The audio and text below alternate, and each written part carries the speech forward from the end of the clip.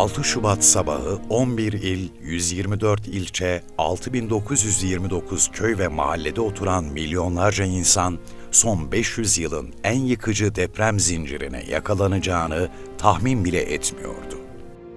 2023 yılının Şubat ayı ülkemiz için en karanlık aylarından biriydi.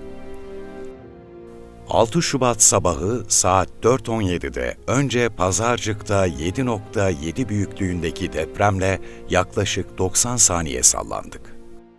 Yalnızca 11 dakika sonra yine aynı bölgeye yakın bir yerde 6.7 büyüklüğünde bir deprem daha meydana geldi. 6 Şubat günü öğlen saatine kadar binlerce artçı deprem meydana geldi. Saatler 13.24'ü gösterdiğinde ilk depremden daha fazla 7.6 büyüklüğünde bir şiddette 45 saniye boyunca sallanırken kıyameti tekrar yaşadık. Ülkemizin üzerine kara bulutlar çökmüştü. Bu yıkıcı depremden yalnızca 2 dakika sonra merkez üssü Malatya olan 6 büyüklüğünde bir deprem daha meydana geliyordu. 25 dakika içerisinde 5.8 ve 5.7 büyüklüğünde depremler oluyordu. Kıyametin provası yaşanırken ülkemizde tarih 6 Şubat günü büyük bir deprem daha yazacaktı. Saat 15.02'de 6 büyüklüğünde Kahramanmaraş'ta bir deprem daha meydana geliyordu. 6 Şubat günü ülkemizde toplam 36.932 bina deprem anında yıkılırken, 872.000 bağımsız bölümden oluşan 311.000 bina ise aldıkları hasarlar nedeniyle kullanılamaz hale gelmişti. 53.537 canımızı yitirdik. 107.213 vatandaşımız ise yaralandı. 2023 yılının Şubat ayında en kapsamlı uluslararası insani yardım faaliyeti gerçekleşti. 94 ülkeden yapılan yardımda 141 binden fazla kişi arama kurtarma çalışmaları için Türkiye'ye geldi.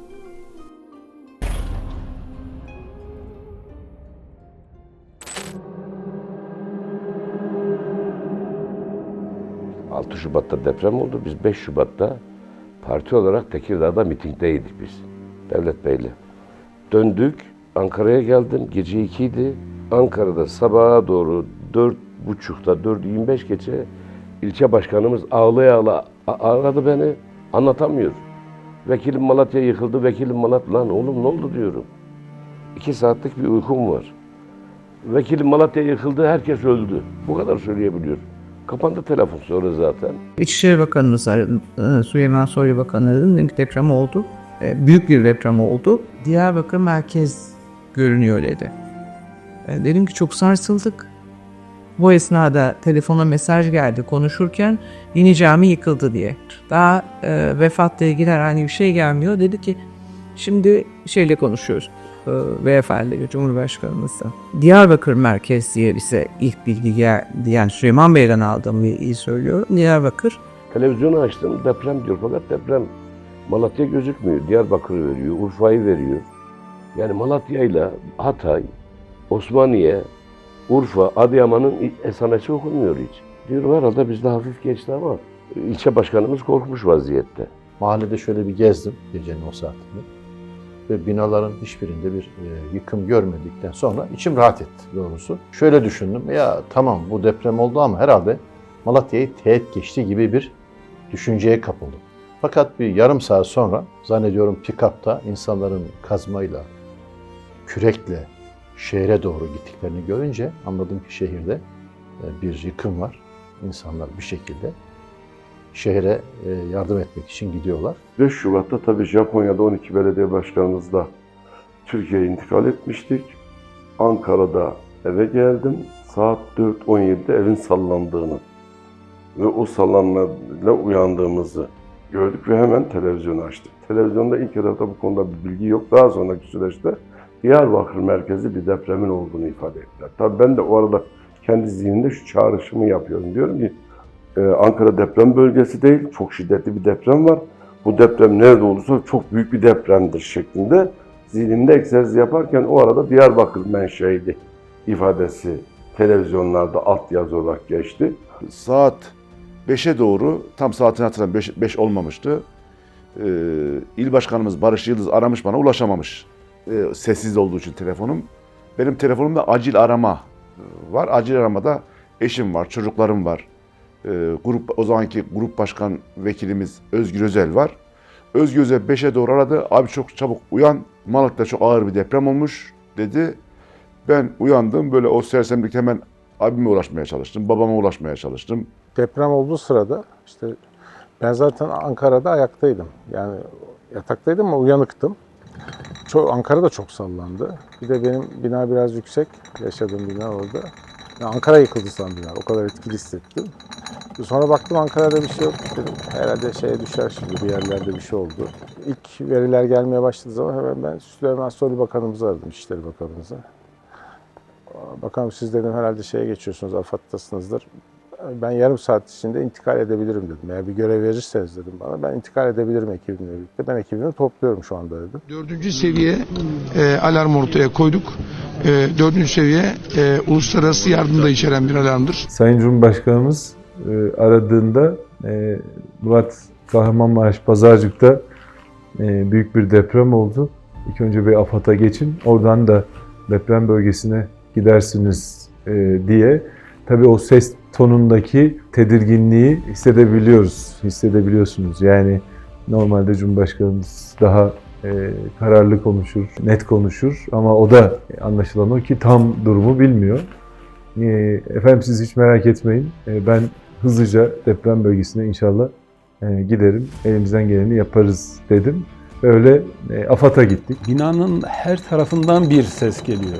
Yani kapılardan, pencerelerden o avizeler, inanılmaz şakırtısı, devrilen de böyle basit şeyler de olsa binamızın çok sağlam olmasına rağmen bunları hissettik. 6. katta bu depremi 60-70 saniye yaşamak gerçekten kelimeler kifayet etmiyor denilen bir cümle var. Yani o anı anlatmak çok zor. Belki ben hayatımda ilk defa eşimin ifadesiyle bu kadar bağırarak, bu kadar telaşlı ve bu kadar korkak bir ses tonumun olduğunu hiç hatırlamıyor.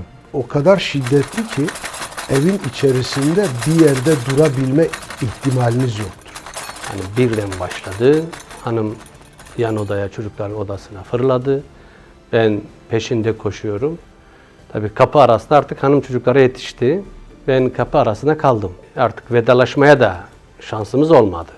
Hanım çocukların feryadıyla oraya yetişince dedik ya, tek o anda aklımıza gelen diyoruz ki ya keşke hepimiz bir arada olsaydık. Çok uzun sürdü hakikaten. Devam etti. Çocukların feryadı zaten hiç dinmedi.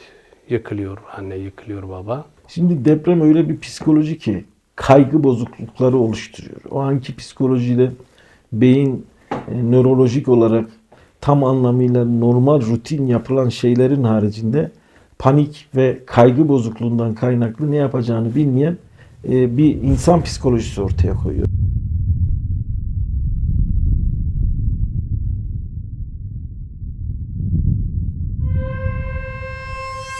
Sadece Cumhuriyet tarihimizin değil, coğrafyamızın ve dünyanın en büyük felaketlerinden biriyle karşı karşıyayız. Yaralarımızı sarmaya çalışıyoruz. Acı bir gün, hepimizin başı sağ olsun, milletimizin başı sağ olsun. Altından kalkamayacağımız hiçbir enkaz, saramayacağımız hiçbir yara Allah'ın izni ve inayetiyle yoktur.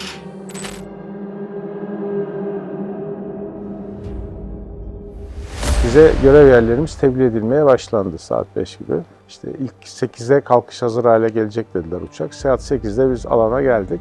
Havalanına çektim gittim. Sabah Malatya uçağı iptal oldu, Adıyaman uçağı iptal oldu, Urfa uçağı iptal oldu, Antep uçağı iptal oldu. Orada da altyazı geçti. Malatya'ya Mehmet Nuri Ersoy Bakanımızla Mahmut Bakanımızın, Milli Eğitim Bakanımızın verildiğini, en kısa sürede de Malatya'ya intikal edeceğini yaptı. 4.30'da haber aldım. Ben 5.30-6'ya çeyrek kala havalandaydım.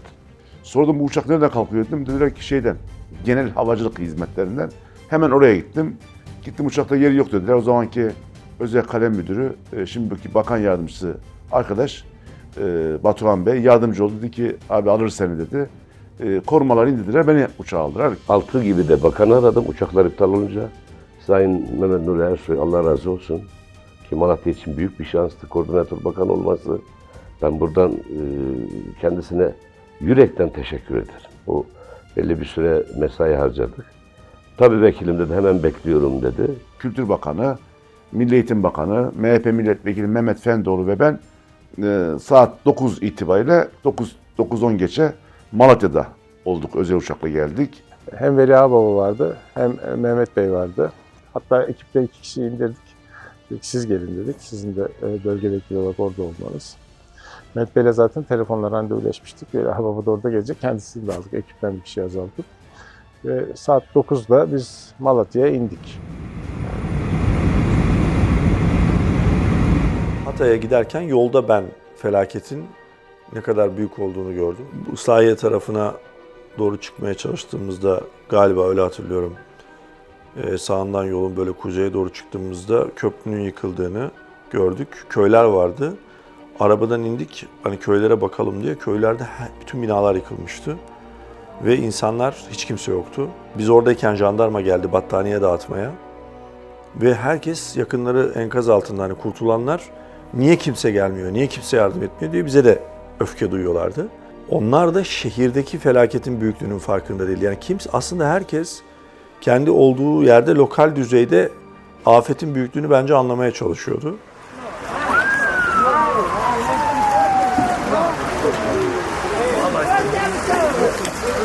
İkisi çıktı da iki saat. Senden başka kimse var mı? Tek misin sen? Ama depremin büyüklüğünün farkında değiliz. Ve sadece Malatya'da olan bir deprem mi? Merkez, başka iller var mı? Ve büyüklüğü ne kadar bilmiyorum. Ben Hazan Doğan'a sürekli mesaj atıyorum. Yeni cami yıkıldı. 1 vefat var, 2 vefat var, 3 vefat var. Vefat sayısı 10'a çıktı. Ondan sonra artık sayı bildirmekten vazgeçmiş. Ve büyüklüğü de tasavvur edemeyeceğimiz fotoğrafla bilgileri tek tek iletme imkanımızın olmadığını gördüm. Anında Selahattin Başkan'la telefonlaştık. Selahattin Başkan da Japonya'dan Ankara'ya inmişti. O gün Ankara'da kalmıştı. Abi sizde bir sıkıntı var mı dedim. Tabii Ankara'dan yola çıktım. Hızlı bir şekilde Malatya'ya gitmeye çalışıyorum. Ama çok ciddi manada da bir kar ve tipinin olduğundan bahsetti. Yolların kapanabileceğinden bahsetti. Ve hızlı bir şekilde ulaşmaya çalıştığını ifade etti. Ama Malatya'da çok ciddi manada bir yıkım olduğundan söz etti. Tabii bizler hem Elazığ'la ilgili durum tespiti yapmaya çalışırken bir taraftan da televizyonlardan diğer illerle ilgili bilgi almaya çalışıyorduk. Tabii yola çıktığımızda kar tipinin olması hasebiyle de çok sıkıntılı bir süreç yaşadık ve Kayseri Büyükşehir Belediye Başkanı'nı aradım.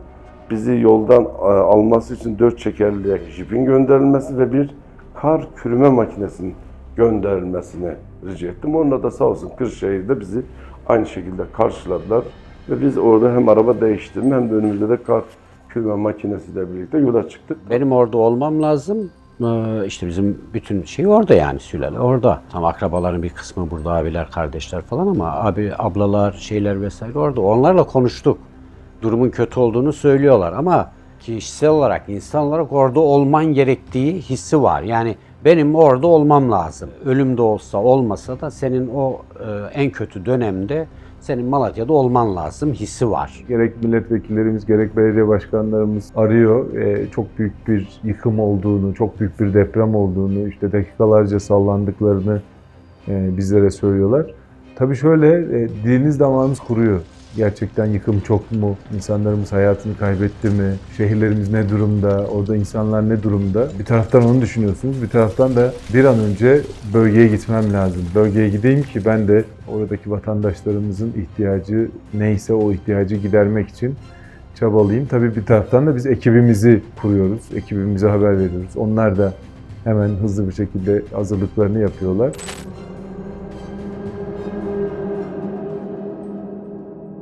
Aracı hangi yöne sürdüğümüzün bile farkında değildik. Geldiğimiz noktada burası nere dediğimiz anlar oluyordu. O süre içerisinde de hava aydınlanmaya başlıyor. İşte o dakikadan sonra büyük felaketin büyük resmi ortaya çıkıyor. Tamam bir şey olmaz. Bir şey olmaz. Ula dedeniz öyle. Ula dedeniz öyle. Ula ben seni öpmeye kıymıyordum. Ve meydanda el ele tutuşmuş bir avuç insan. İçinde işte bakanı var, valisi var, milletvekili var, idarecileri var. Hep bir aradasınız. Bir şey yapamıyorsunuz. Doğadan gelen gücün karşısında sadece korunmaya çalışıyorsunuz. En kötü anlarından biri de odur. Yani o çöküş sahnesi Malatya'nın her yer aynı anda böyle aşama aşama bir orası çöküyor, bir orası çöküyor, bir orası çöküyor. Toz duman içerisinde her taraf. Onu yaşamayan göremiyor tabii, yaşayınca anlıyorsunuz. Ama şu bir taraftan diyorum Allah Allah. Ya biz yanlış mı bize öğretildi? Hani güneş batıdan doğacaktı. Acaba bugün bulutlu, karlı, sabah güneş batıdan mı doğdu ya? Öyle bir şey mi var acaba? Aklımda bunu geçiyorum. Yani başka alternatif yok. Direkt kıyamet diyorum. Bağırışmalar, bu binaların yıkılmasının çıkardığı sesler, cam kırıkları, her bina yıkıldığında ortalık simsiyah bir duman kaplı. Düşenler, birbirini çiğneyenler, feryatlar, ağlaşmalar, zifiri bir karanlığın içindesin. Toz toprak, yıkılma sesleri, bağırışmalar, feryatlar. Dedim herhalde kıyamet böyle bir şey. Birazdan yer yarılacak, herhalde içine düşeceğiz. Bizim evde bir şey var mı diye, oturduğum evde bir şey var mı diye gittim. O Zaviye Mahallesi, Yeni Yol dediğimiz. Oradan geçerken baktım hüngür hüngür ağlıyor. Ne oluyor dedim, bu Çiğdem Toz Koparan Kültür Merkezi'nin hemen altında. Sağdaki aslan sesi yıkılmış falan. Bir tanesi beni yakaladı böyle vücudumdan sarsarak böyle beni kızımı kurtar dedi. Sen gir dedi. Yani böyle şaşırdım. Böyle yapacak bir şey de yok. Enkazın altına girdim. Ama kız, yani adam çok böyle kötü olmuş. Ben de enkaza girdim. Gizem, Gizem diye bağırdım. Gizem'den ses geldi yani.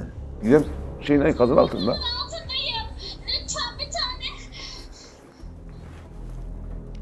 Yani birkaç dakika sonra oradan ayrıldım. İşte Vali Bey'e rica ettim, ses geliyor dedim. Bizim evin oraya gittim. Evin oraya gittim. Yani bizim evin, işte bizim evde binada bir şey yok.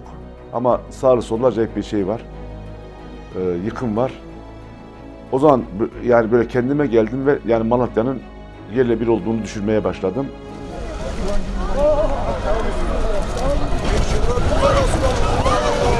Bismillahirrahmanirrahim. Allahu Ekber. Kıyametin geldiğini ve bütün o evlerin yıkıldığını ve bütün o seslerin kesildiğini, her tarafta selavatların, Allah ve duaların birbirine karıştığı büyük bir tarif edemeyeceğiniz, sözle ifade edemeyeceğiniz bir tablo olmuştu. Araçları gönderemiyorsunuz. Yok çünkü yani. Nereye göndereceksiniz? Bugün baktığınızda 130 bin civarında bağımsız bölümün yıkıldığı yerde kaç tane makine bulabilirsiniz ki gönderesiniz? Aydın abi yarım saatte, bir saatte bir arıyor. Abla, torunumun elini görüyorum diyor. Gelinimin elini görüyorum diyor. Araç gönderemiyorsunuz, yok. Yani olduğunuz yerde var olanları gönderiyorsunuz ama şehir tamamen yıkılmış. Sonunda Aydın abi aradı. Dedi ki, abla dedi, torunumu, gelinimi, oğlumu kaybettim. Bana cenaze arabası gönderin dedi. Cenaze, evimiz yıkıldı, cenaze çadırı gönderin. Kulun aciz kaldığı alanları her anında çok canlı yaşadık. Bağcılar Belediyesi personelini taşıyan yolcu minibüsü deprem bölgesindeki görevini tamamlamış, içerisindeki personelle İstanbul'a dönüyordu. Kazanın etkisiyle camları kırılıp ağır hasar alan minibüsteki yolculardan 3'ü hayatını kaybetti. Bizim orada görev yapan 3 arkadaşımız İstanbul'a dönerken Kayseri Pınarbaşı'nda kaza yaptı. 3 kardeşimiz rahmetli oldu. Görev şehri bu arkadaşlarımız. Onların cenaze törenine Osman Başkanımız geldi. O da ağladı orada gerçekten. Biz dedi kendimizi suçlu hissediyoruz. Yani bu arkadaşlarımızın Malatya'ya yardıma gelmesi onların ölümüne sebebiyet verdi. Biz çok mahcubuz dedim. Ya başkanım yani bu takdir ilahi. Oradaki deprem de takdir ilahi. O insanların yardıma gelip dönerken şehit olması da takdir ilahi. O yüzden bu da çok bizim için ayrı bir anlam taşıyor. 2 belediye çalışanımız, bir de Bir belediye çalışanımızın evladı, 10 yaşında galiba. Babasının yanına geliyor. Babasıyla orada o süreci refakat ediyor. Babasıyla geri dönerken maalesef işte annesinin babasının yanında o da hayatını kaybeden bir evladımız oldu. Böyle de bir acı hikayeyi barındırıyor bizim Malatya serüvenimiz. Depremde bir anne ayağı kesilmiş. Annenin ayağı kesilmiş bir hastanede. Günler sonra anne herkes aileden vefat ettiğini düşünüyor. Günler sonra kızını buluyorlar. Kızının da kolu kesilmiş. Biz bu arkadaşları bulduk. Anneyi de bulduk. Isparta'da hala tedavi görüyorlarmış. Vatandaşımızı Türk Hava Yolları'nda işe almak üzere girişimde bulunduk. O zamanlar Isparta Valiliği yardım ediyordu ve onların gözetimi altındaydı. Ve takip ediyoruz o aileyi. Yani o hakikaten beni etkileyen şuydu. Düşünün, ayağını kaybetmiş, ayağı kesilmiş. Kızının eli yok. Kızı diyor ki bak anne elimi kaybettim diyor. Kadın buna rağmen olsun kızım diyor, beraberiz ya diyor. Yani. İyi misiniz? Sorun var mı? İyi misiniz? Geçmiş İçeride olsun. kimse yok değil mi? Kimse var mı ileride? Geçmiş olsun. Bir şeyiniz yok efendim. Kimler Arkada var? bina mı yıkıldı? Yeni bina yıkıldı. Siz bir binanın içinde miydiniz, bir yerde miydiniz? Hiçbir şey yok, ışık yok, insan yok, arama kurtarma yok, ambulans yok. Enkazların altından sesler geliyor. İlk anda şey yapıyorsunuz hani böyle evet sizi kurtaracağız falan. Sonra kurtaramayacağınızı biliyorsunuz ve görüyorsunuz. Ben çok uzun yıllar savaş muhabirliği yaptım. Kriz bölgelerinde çalıştım. Çok adam öldü benim yanımda. Ama deprem bölgesi için inanılmaz çarpıcıydı. Çok ibretlikti yani. Yaralıların hastaneye taşınacağı veya enkaz altında bekleyen vatandaşlarımızın çaresizliği, bunları bizzat görüyorsunuz. Gerçekten zor. Enkazın yanına gittim. Kendi çabasıyla vatandaşımız oradan işte enkazda kalan vatandaşlarımızı çıkarmaya çalışıyor. Bir tane baba battaniyeye sarmış, evladını çıkarmış. O kadar acı ki yani onu gördüğünüzde her şey bitiyor. Her şey bitiyor. Yani ne yapacağınızı şaşırıyorsunuz. Gözlerinizden yaşlar dökülüyor ama bir taraftan insanlar sizden umut bekliyor. İnsanlar sizden çaba bekliyor. Bir an önce oradaki duruma el koyup sıkıntıyı aşabilmek adına da irade göstermeniz lazım. Gerçekten devlet görevinin zor olduğunu orada hissettim.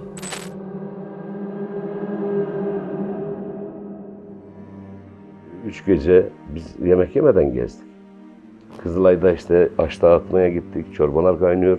Vatandaşlarımız sıraya girmiş. İyi bir iş adamımız vardı. Ne dedi biliyor musun? İçim dışım dedi, dolar dolu dedi. Para etmiyor dedi. Şurada bir tas çorba alıp içemiyorum dedi. Kuyruktayım dedi. Yani o gün kısaca diyor ki, maddi olarak sen hiçbir şeysin. Cenab-ı Allah'tan geldi.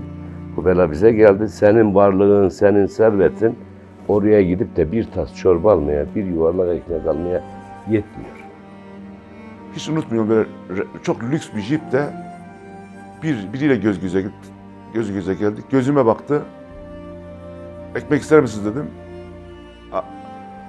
Ağlamaya başladı. O lüks jipin içindeki arkadaş ağlamaya başladı. Uzattığım ekmek verdim, ben de ağladım. Yani zenginle yoksulun farkını kalmadığı bir gün yaşadık. Böyle bu ikinci gün tabii. Acayip panik olduk biz. İlk gün Özgür Özel geldi. Neyse bir şeyde yumurta kırdık yedik beraber.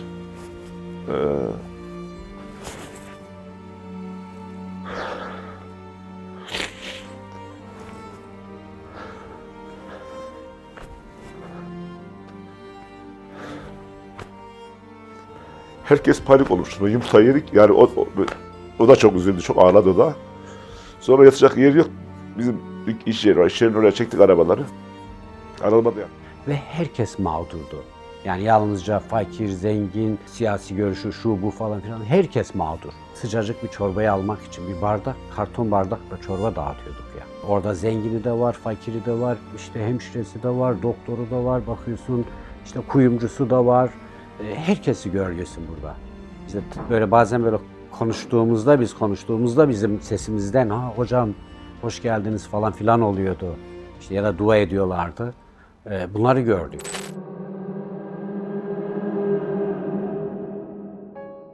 hiç unutmuyorum.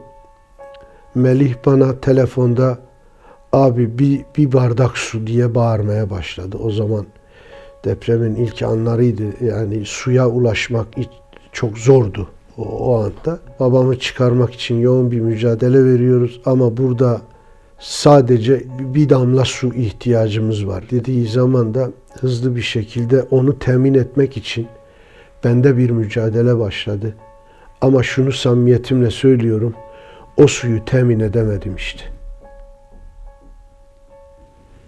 Bak bu çok başka bir şey.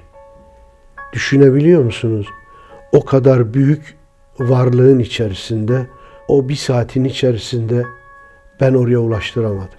İlk gün insanlar suya erişemiyorlar, su yok. Ekmek yok, bir dilim ekmek veremiyorsunuz. Yıkımlardan kaynaklı sulara çamur karışmış vaziyette insanlara su ulaştıramıyoruz. İnsanlar hayatta mı, sevdikleri var mı diye düşündükten sonraki süreç içerisinde temel ihtiyaçlara ulaşma, erişme ile ilgili bir kaygı başladı depremden sonraki süreçte. Özellikle su bulmakta zorlandı, ekmek bulmakta zorlandı insanlar. Biz burada temel ihtiyaçlarını nasıl karşılayabiliriz diye bir kaygılandık. Ve dolayısıyla Ticaret Sanayi Odası'nın önünde başlatmış olduğumuz yardım kampanyaları. Önce kendi bütçemizden, cebimizden vermek suretiyle Elazığ ve yakın illerden ekmek ve buna benzer su getirmeye çalıştık kendi gücümüz nispetinde. Eş, dost, çevre, bizi tanıyan bütün arkadaşlarımız bizi aramak suretiyle bir şeye ihtiyaç var mı diye soranlardan gönderirseniz burada biz elimizden geleni dağıtırız diye ifade ettik. Su yok, ekmek yok, yiyecek hiçbir şey yok. Ne yapabiliriz diye düşündük. Akşam işte 7.30 mu 8 mi bilmiyorum, tam hava kararmış. Polat dedi, abi dedi, ben Elazığ'a baktırayım ne varsa bulup getireyim dedi. Bir kamyon şey geldi Elazığ'dan. Kurabiye geldi böyle 100 gramlık şeffaf paketlerde. Sonra Tunceli'den depoları boşalttılar. Ton balığı, sarma. Gece 2.30 gibi Selahattin Gürkan Başkanımız önce aradı. Resmen ağlamaklı ses tonuyla başkanım suyumuz yok, başkanım ekmeğimiz yok ve tek açık kapımız Elazığ, bize su gönder, bize ekmek gönder, elinde ne varsa bize seferber et dedi.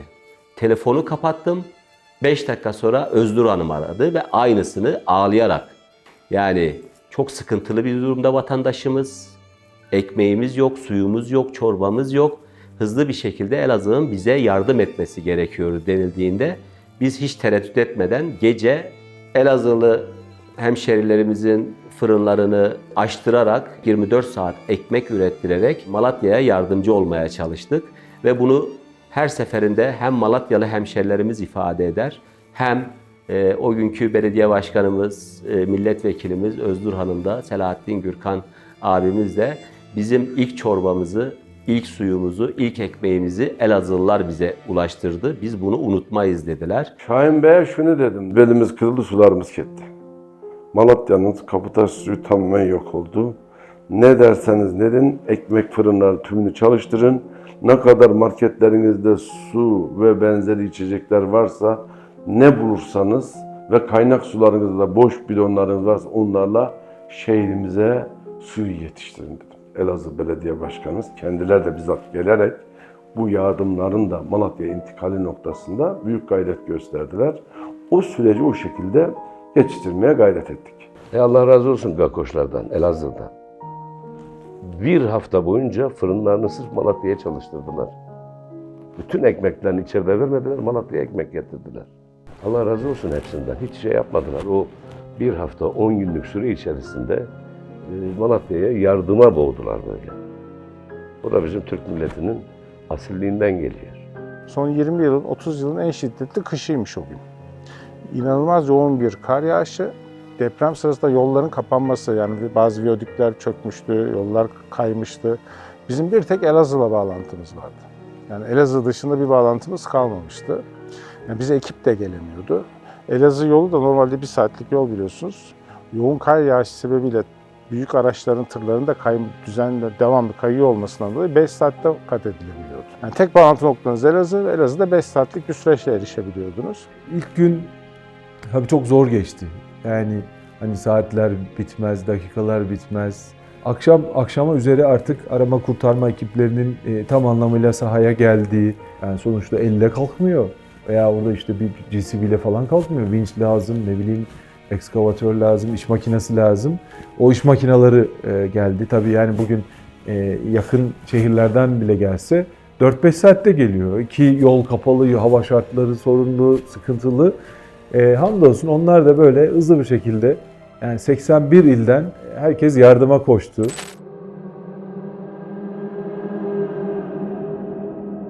Giden uçaklarımızın altına kendi Türk Hava Yolları'nın hazırladığı özel gıda paketleri vardı. Terminallerde bekleyen yolcularımıza onları dağıttık. Türk Hava Yolları'nın da kendi kurtarma ekipleri vardı. Bunlar da bazı bölgelere gittiler daha ilk günden. Kabin olsun, kokpit olsun, arkadaşlarımızın hepsi görev uçuşları dışında rezerv uçuşlara yazıldılar. Yani dediler ki ben hazırım, gidebilirim, beni de gönderin diye. Bunun yanında daha birçok bireysel anlamda da Türk Hava Yolları, sadece kurumsal demiyorum, kişisel bazda da hemen hemen şu anda 94 bin kişiyiz. O zamanlar aşağı yukarı 85 bin civarında bir çalışanımız vardı.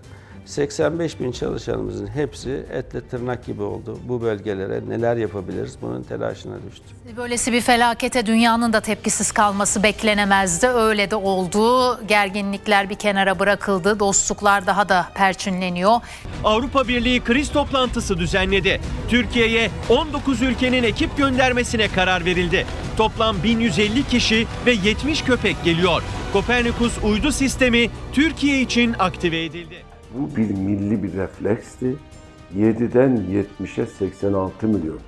Yani A partisi, B partisi, C partisi demeden, A mezhebinden, B mezhebinden demeden, şu milletten, bu milletten demeden, diğer milletler de dahil olmak üzere bu felaketin yaralarının sarılması noktasında el birliğiyle büyük gayret ve çaba gösterdiler. Depremi duyar duymaz Sivas'tan çıkan gelenleri, Elazığ'dan çıkıp gelenleri gördük.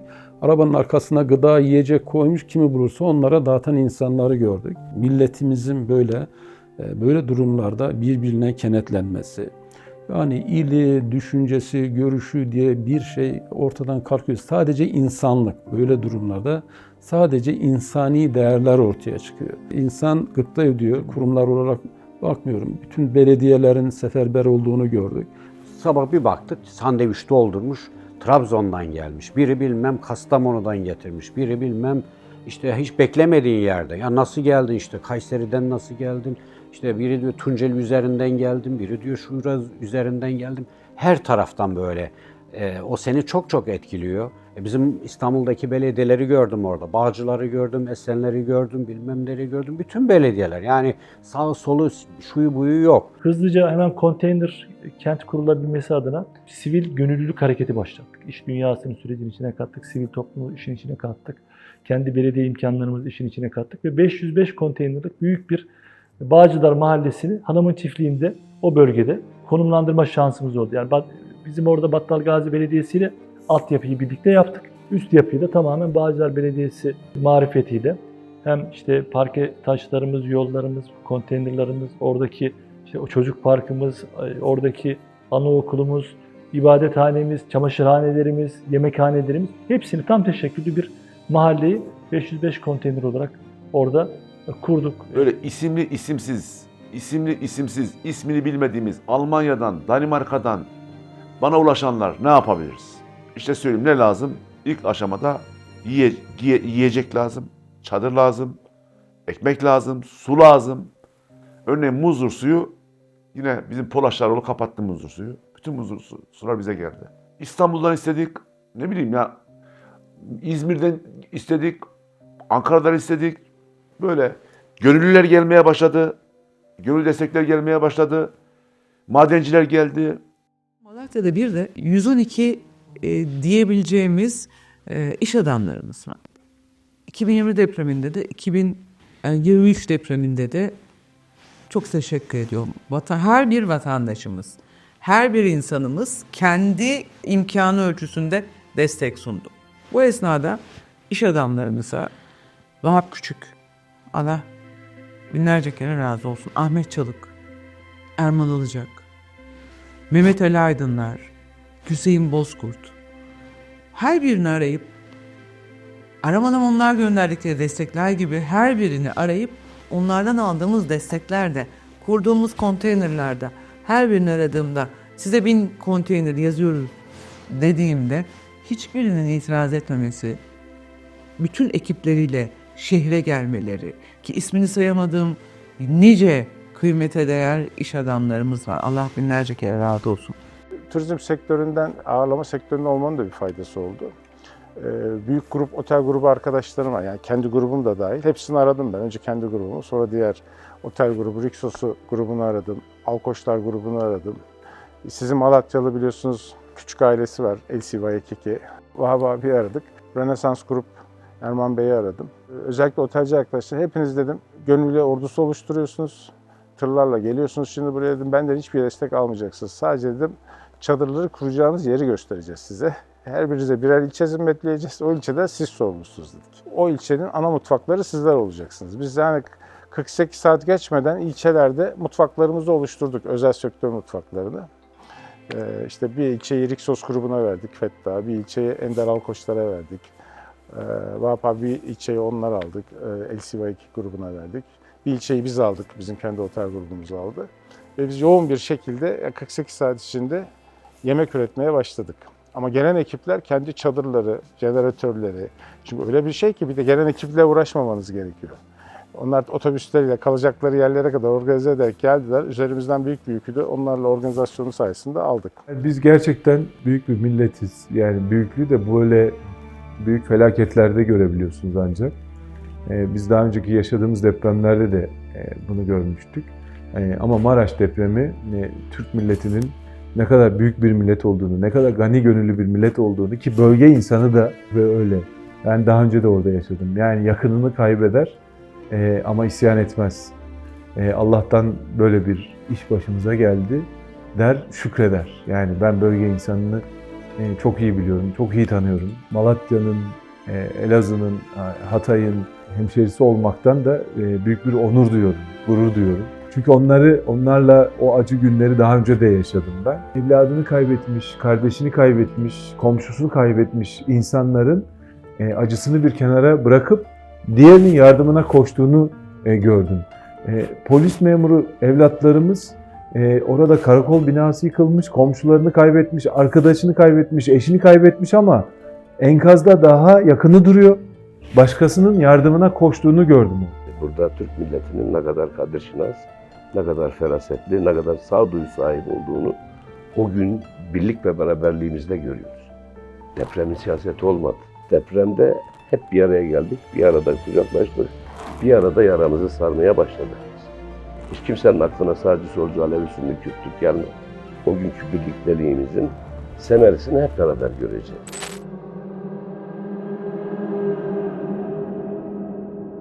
Devlet burada. Cumhurbaşkanımız burada. Çevre ve Şehircilik Bakanlığımız hepsi seferber olmuş durumdalardı. O dönemi hatırlarsınız. Malatya'nın koordinatör bakanını, Kültür Bakanımızı, Mehmet Nuri Ersoy'un çabalarını, hakeza Murat Kurum'un çabalarını o dönemde hepimiz hatırlıyoruz, biliyoruz. Depremin hemen ardından bütün bakanlarımız 11 ile dağıldı. Cumhurbaşkanımız 11 ilin tamamını gezdi ve tüm Türkiye 81 milyon vatandaşımız Malatya'nın yanında olmaya gayret etti. Kahramanmaraş'ın yanında olmaya gayret etti. Hatay'ın yanında olmaya gayret etti. Tıpkı 2020'de Elazığ'ın yanında oldukları gibi. Bu hakikaten ne kadar büyük bir millet olduğumuzun, ne kadar büyük bir devlet olduğumuzun en güzel örneklerinden bir tanesi. Ve aynı anda yüzlerce, belki binlerce binadan aynı talep geliyor ve çok büyük bir deprem. Yani 500 yılda bir belki yaşanacak çok büyük bir deprem ve siz buna müdahale etme noktasında dünyanın hiçbir yerinde zaten bu şekilde bir deprem anında müdahale edilmez. Zaten literatür 72 saatler sizin ulaşabileceğiniz saat olarak. O yüzden gerçekten çok zor bir süreçte vatandaşlarımızın çok ağır bir imtihandan geçtiği bir süreci bizzat görme, bizzat yaşama, bizzat iliklerimize kadar hissetme durumumuz oldu. Ya büyük bir çaresizlik, çok büyük bir acizlik. Nereye koşsanız elinizde kalır bir durum. Vatandaşların tamamını arama kurtarma ekibi yapsanız yine kurtaramayacağınız kadar büyük bir yıkım. İzmir'deki depremde işte bir binada yüzlerce arama kurtarma personeli çalışıyordu. Burada o kadar çok bina vardı ki dünyanın hiçbirinde öyle bir arama kurtarma ekibi zaten olabilemez. Zaten hep söylediğimiz şeydi yani yıkılmaması lazımdı. Yıkıldığında altında kalıyorsunuz bu.